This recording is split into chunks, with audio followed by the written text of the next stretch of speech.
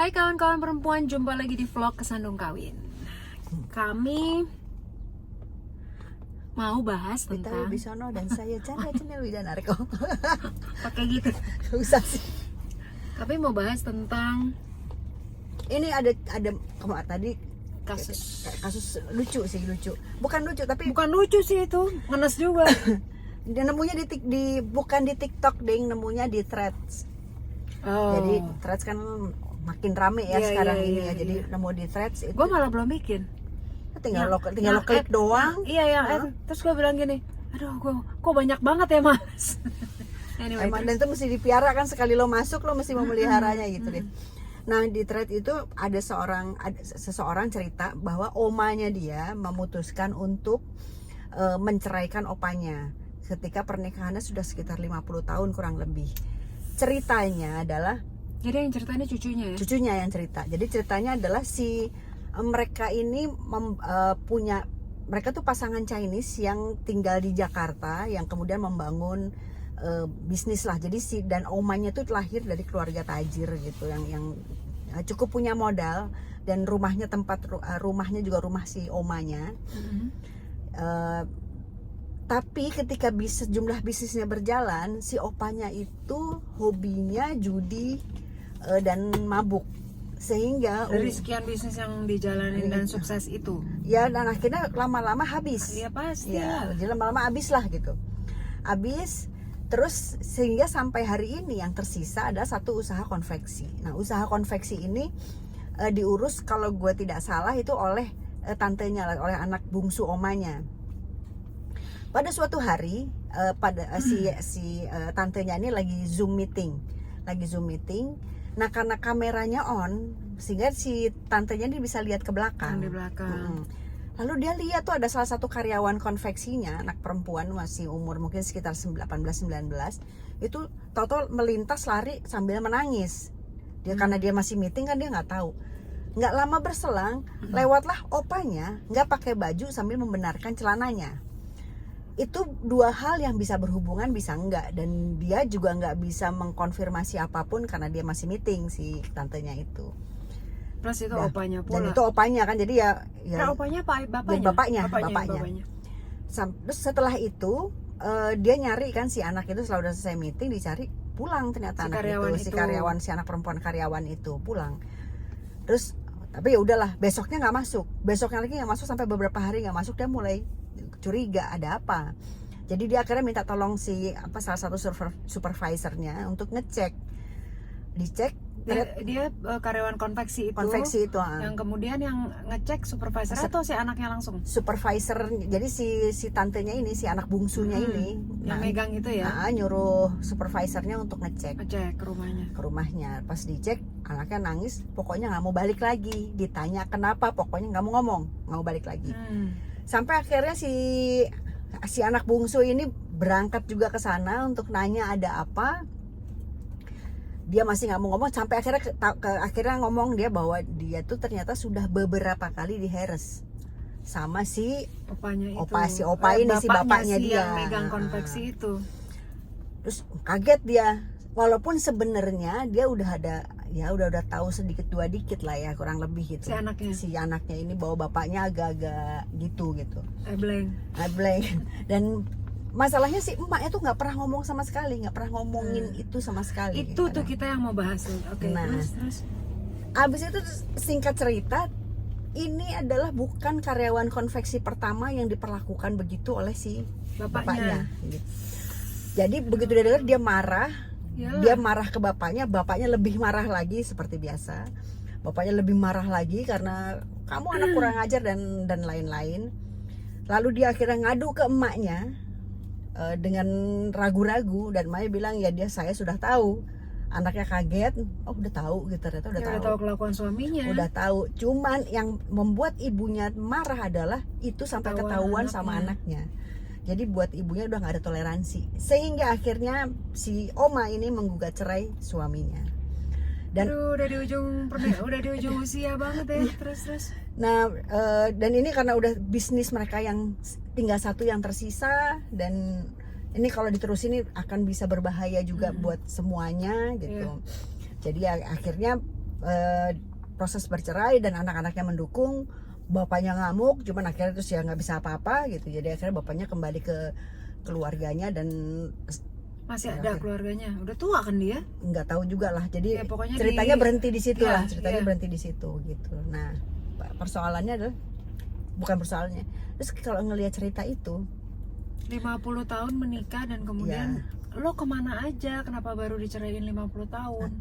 Nah kan bener gak sih? Nah kan memang bisa ada dua pendekatan. Ada pendekatan bahwa kenapa sih lo nggak diceraiin dari kemarin? Nah satu gitu, itu atau kenapa lo bertahan?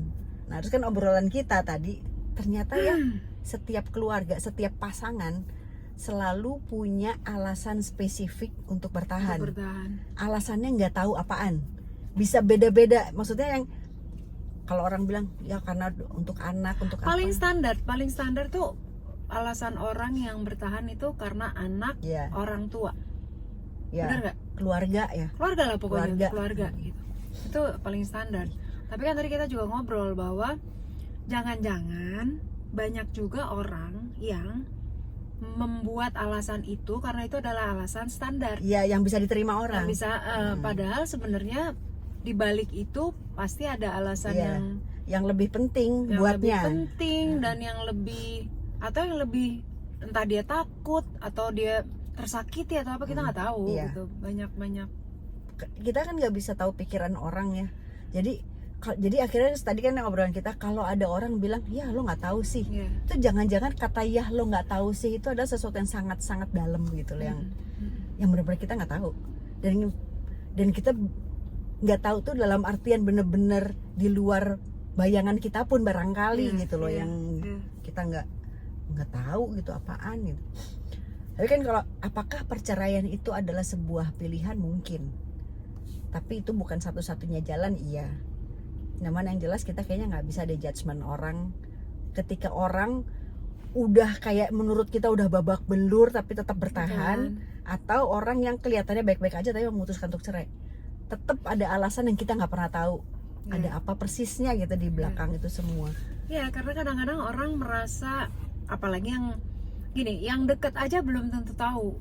Tadi kita juga sempat bahas bahwa lo deket dalam artian deket tapi nggak intens gitu ya. Lo deket sama orang tapi sebenarnya lo nggak intens dan nggak dalam tahu tentang orang itu, sehingga lo kadang-kadang suka judging.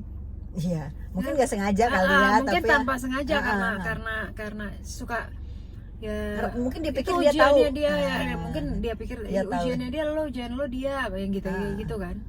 Cuma maksudnya gini, ya emang bener kalau lo nggak tahu banget atau lo nggak dengar cerita langsung dari dua-duanya ya, kalau nggak dengar cerita langsung dari dua-duanya, lo belum tentu udah confirm lo nggak paham sebenarnya yang terjadi gitu. Iya tapi bener loh, mesti, karena makanya kalau untuk kita nulis berita aja kan mesti cover both side stories. Betul. Jadi kalau kita deket sama yang salah satu, misalnya deket sama yang cowoknya doang, apa deket sama ceweknya doang, dapat cerita dari salah satu doang, belum tentu itu adalah kebenaran dari mereka. Betul. Kan sudut pandangnya beda, kan ada emosinya juga, ada gitu.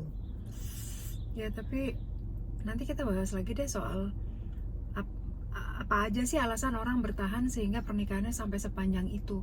Karena kan kita juga pernah bahas bahwa gini, itu 50 tahun Nil. Kemarin aja kita 20 ternyata 30 isinya, tahun aja.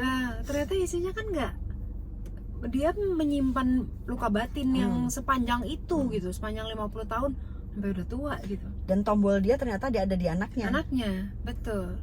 Jadi tadi sih dipikir udah sampai mampus juga udah gue jalanin lah gitu kan. Begitu berarti anaknya tahu. Kalau itu benar berarti emang demi anak gitu. Begitu anaknya tahu, ya udah yang selama ini yang gue tutupin demi anak gitu. Sekarang apalagi yang mau gue pertahankan gitu kan. Kalau gue malah nangkepnya gini, dia tuh mungkin bukan demi anak, tapi udah as is aja. Ya udah kawin, ya udah. Ya emang gue harus sama lo.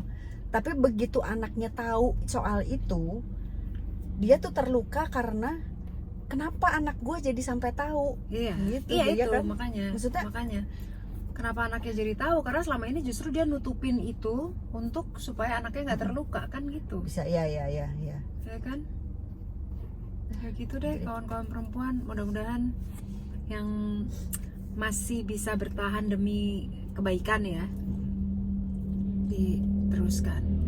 Karena kalau masih ada banyak gini, intinya adalah gini, kalau lo mau bertahan di rumah tangga lo sebenarnya kayak matematika. Lo berhitung lebih banyak mudaratnya kah atau lebih banyak kebaikannya kah, manfaatnya kah, manfaat atau kebaikannya, atau lebih banyak keburukannya selama lo berpasangan atau menikah gitu. Itu yang tahu hitungannya. Dan pada saat menuliskan itu jangan lagi emosi, karena gue pernah tuh. Nah, iya, jadi pada saat gue lagi emosi, gue akan cenderung milih yang jeleknya. Iya betul. Gitu. Emang benar-benar musik. Lo harus move on dari satu kasus dulu, atau lo lagi nggak emosi, lagi tenang, mulai aja berhitung. Kalau ternyata pas dihitung emang lebih banyak mudaratnya atau keburukannya, ya mungkin perpisahan itu justru jalan yang terbaik. Ada cara satu. Walaupun sebenarnya gue kan selalu ya kalau bisa diterusin lebih baik diteruskan gitu. Tapi kalau emang lebih banyak keburukannya, ya gue rasa perpisahan itu mungkin salah satu cara.